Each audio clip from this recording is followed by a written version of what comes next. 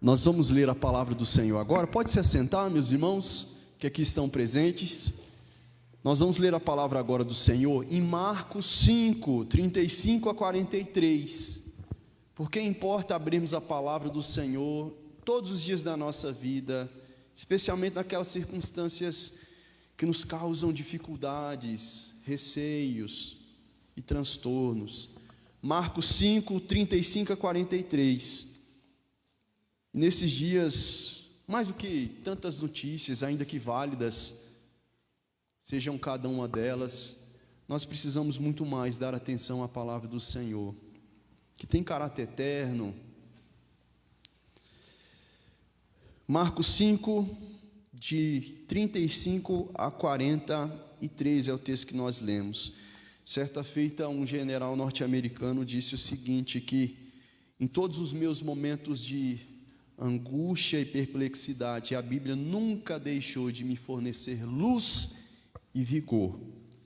E é por isso que nós, como povo dele, povo da palavra, vamos nela meditar com convicção de que há uma luz, um vigor que somente a palavra do Senhor nos fornece. Marcos 5, 35 a 43 diz assim: falava ele ainda quando chegaram alguns da casa do chefe da sinagoga, a quem disseram: tua filha já morreu, por que ainda incomodas o mestre? Mas Jesus, sem acudir a tais palavras, disse ao chefe da sinagoga: não temas, crê somente. Contudo, não permitiu que alguém o acompanhasse, senão Pedro e os irmãos Tiago e João. Chegando à casa do chefe da sinagoga, viu Jesus o alvoroço, os que choravam e os que pranteavam muito. Ao entrar, lhes disse: por que estáis em alvoroço e chorais? A criança não está morta, mas dorme. E riam-se dele. Tendo ele, porém, mandado sair a todos, tomou o pai e a mãe da criança e os que vieram com ele, e entrou onde ela estava. Tomando-a pela mão, disse: Talitá cumi, que quer dizer: menina, eu te mando, levanta-te. Imediatamente a menina se levantou e pôs-se a andar, pois tinha 12 anos. Então ficaram todos sobremaneira admirados, mas Jesus ordenou-lhes expressamente que ninguém o soubesse e mandou que dessem de comer a menina. Vamos orar? Senhor, fala o nosso coração. Cremos que a Tua palavra, em momentos de angústia e perplexidade, é capaz de nos fornecer uma luz e um vigor que não encontramos em nada mais, somente nela. E é por isso que suplicamos, ó Deus, dá-nos entendimento na Tua palavra, para que assim o reconheçamos, ó Deus amado, não como palavra de homem, mas palavra do Senhor, infalível, ó Deus, inerrante, capaz de nos produzir, ó Deus amado, bem espiritual e salvação eterna. Em o nome de Jesus assim oramos, amém. Nós acabamos de ler um texto bíblico que fala a respeito de uma circunstância familiar muito difícil, enfrentada por um homem chamado Jairo. Esse relato começa, na verdade, no versículo de número 21, embora nós tenhamos lido a partir do 35. Ali, já no versículo de número 21, retornando um pouco mais, e os versículos posteriores, nós vemos este homem fazendo um pedido ao Senhor: vem, impõe as mãos sobre ela, a minha filha, para que seja salva e viverá. Essa é uma declaração de fé, de gente que tem convicção no Senhor, que tem uma expressão esperançosa, qual seja a circunstância enfrentada. E esse tipo de pessoa nós precisamos valorizar e também cada vez mais ser como elas. O texto bíblico vai nos falar que ele exercia uma posição de grande importância, ele era o chefe da sinagoga de sua cidade, mas ele sabia que o que precisava, o que sua filha necessitava, não seria proporcionado pela autoridade que ele detinha ou que a capacidade dele poderia realizar. E é por isso que ele se propõe à busca do Senhor, porque só na presença dele nós encontramos e recebemos o essencial para as nossas vidas. Só que nessa busca, encontrando o Senhor, a Ele clamando, de repente ele tem que lidar com a interrupção nesse encontro, porque surge uma mulher com um fluxo de sangue, com hemorragia que durava há tanto tempo, e o Senhor passa a dar atenção também a ela, sendo necessário, portanto, Jairo aguardar. E assim nós vemos surgir algumas dificuldades que ele enfrentou e que também nós talvez possamos enfrentar e assim com ele nos identificar. A primeira das dificuldades que o texto nos menciona é a dificuldade da espera,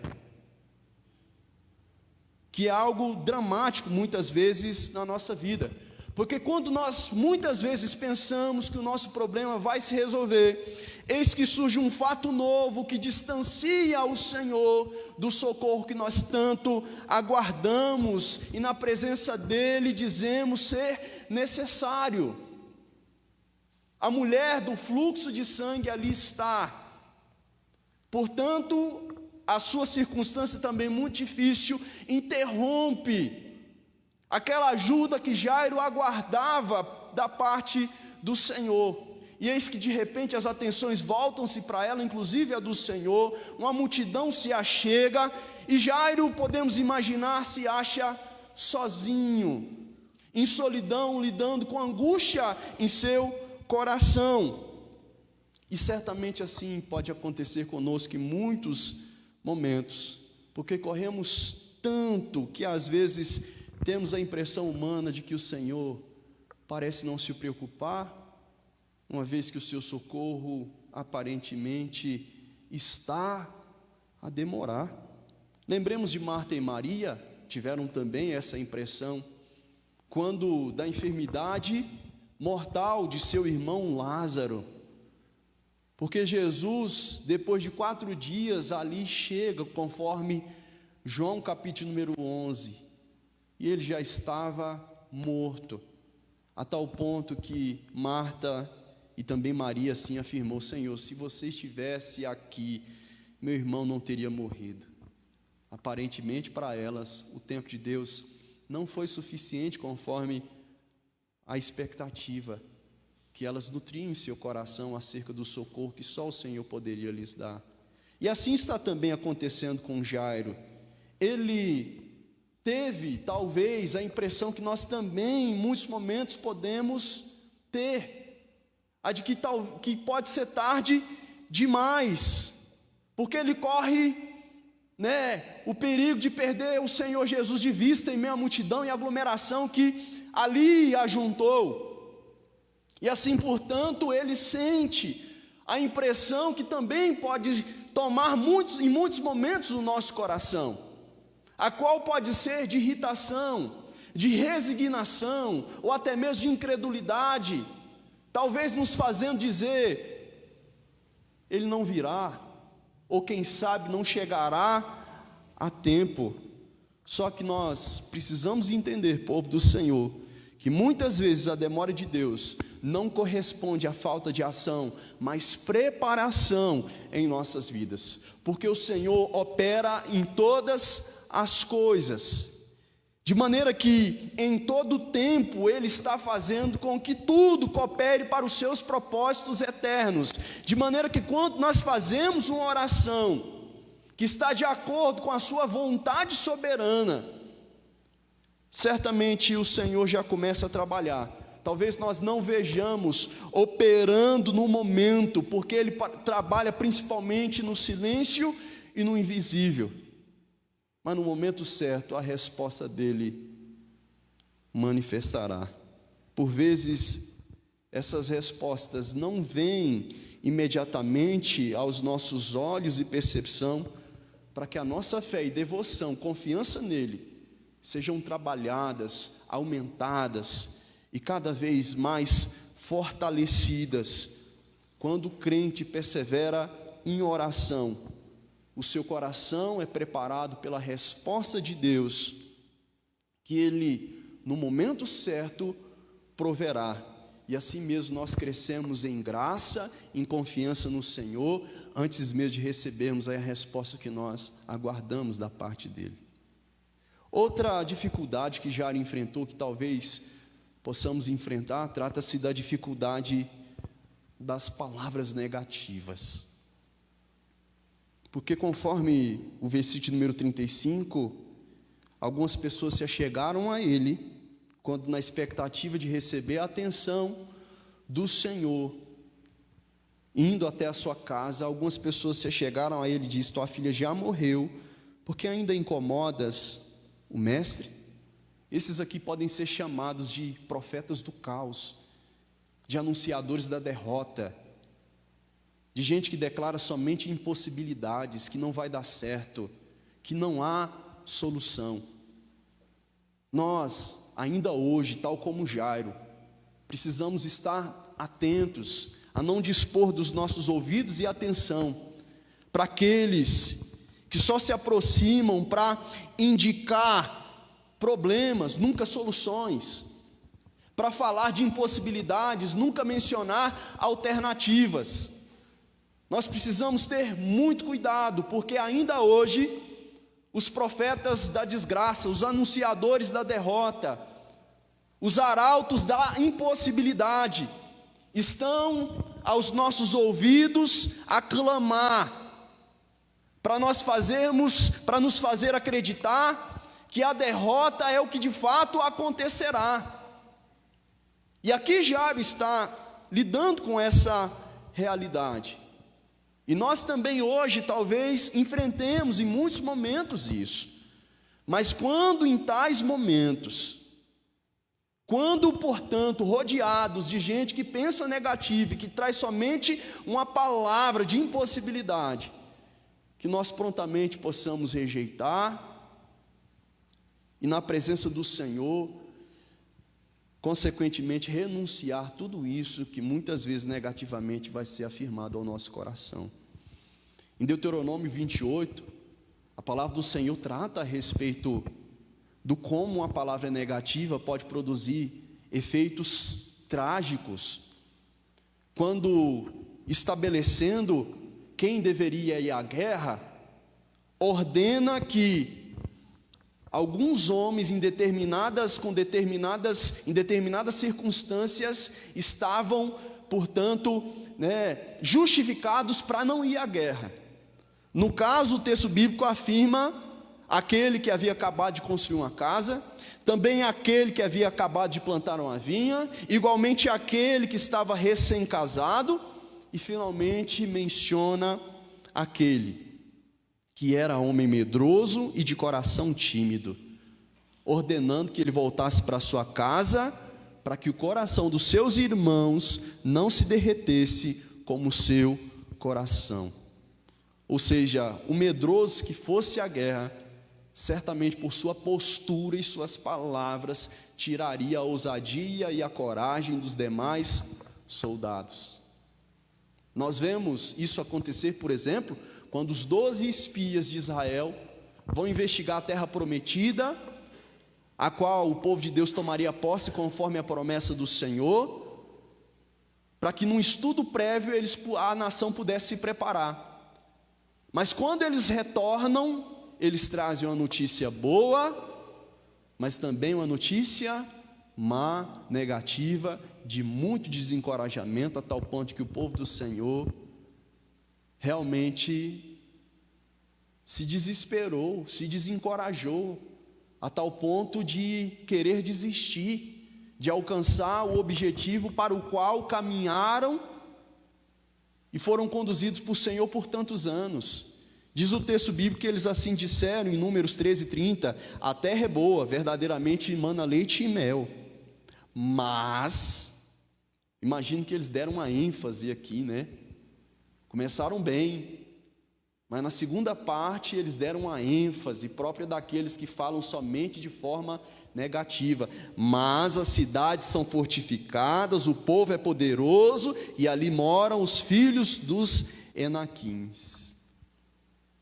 Dos 12, somente 2 não fizeram um coro com esses no Antigo Testamento, que talvez podem ser descritos também como profetas do caos, arautos da derrota.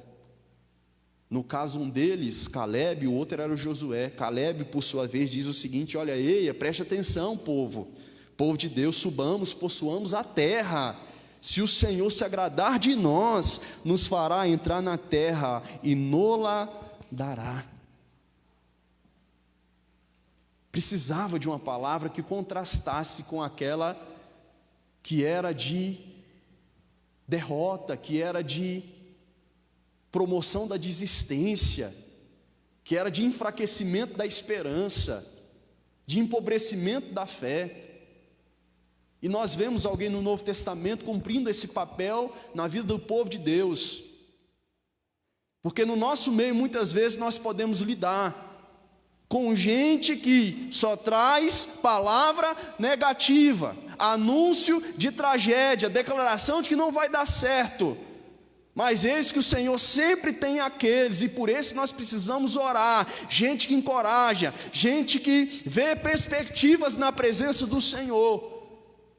No caso do Novo Testamento, menciono Josué, que a palavra do Senhor nos diz que era homem bom, cheio do Espírito Santo e de fé. Não basta ser somente bom, também apenas ter o Espírito Santo, é necessário fé, a qual é um dom de Deus, mas a responsabilidade é nossa de exercitá-la frente aos grandes desafios e os aparentes indícios de insucesso e de derrota que muitas vezes estão à nossa frente, mas somente para testar a fé que nós temos no Senhor. Fé essa que Ele é quem dá, para que através dela nós venhamos a Ele desafiar, porque Ele também está sempre a desafiar a minha e a sua fé. E assim, nós voltamos para o texto de Jairo, e encontramos o relato que somente Jesus deixou 3 pessoas, além de Jairo, a sua esposa, adentrar o quarto onde estava aquela filha morta. Eram homens com incoerências, com imperfeições, mas que receberam esse privilégio, podemos imaginar, porque certamente via possibilidades onde as demais pessoas não viam. E é por isso que o Senhor Jesus mandou todos os demais sair da casa e somente aqueles 3 com Ele entrar. E nós precisamos ser desse tipo de gente, que vê possibilidades onde a maioria das pessoas não vê. Não porque nós acreditamos no que não existe, mas porque cremos no invisível e sobrenatural, eterno agir do Senhor Deus, que realiza de fato milagres na vida de quem crê. A Bíblia diz que Jesus, Ele não se incomodou com os comentários negativos dos profetas do desespero, dos lamentadores da derrota que ali estavam naquela circunstância. O versículo 36 do capítulo 5 nos diz: Jesus, sem acudir a tais palavras, e a semelhança dele, nós não podemos aceitar veredito de pessimismo, declaração de derrota, anúncio de morte, de tragédia nas nossas vidas enquanto povo de Deus. Nós avançamos e vemos a solução para as dificuldades que Jairo enfrentou. A dificuldade da espera, também a dificuldade das palavras negativas, mas nós encontramos no texto bíblico a solução para as dificuldades enfrentadas. E a solução está no encontro sobrenatural que ele teve, e que também para todos aqueles que creem no Senhor está disponível igualmente hoje. O texto fala que o Senhor entra na sua casa e o convida para participar de uma experiência sobrenatural em secreto, na intimidade do seu lar. Jesus manda todos os demais saírem da casa. A multidão curiosa que ali estava deveria se ausentar, porque aquela experiência seria condicionalmente vivenciada na intimidade do lar de Jairo. E assim aconteceu, e nós vemos algumas características. Foi um encontro privativo, não é com todo mundo. Muitas das coisas que o Senhor quer realizar nas nossas vidas não tem o interesse de incluir todas as pessoas à nossa volta. Pelo contrário, a palavra do Senhor nos ensina que é no seio do nosso lar, que é na intimidade das dificuldades que vivenciamos no contexto doméstico,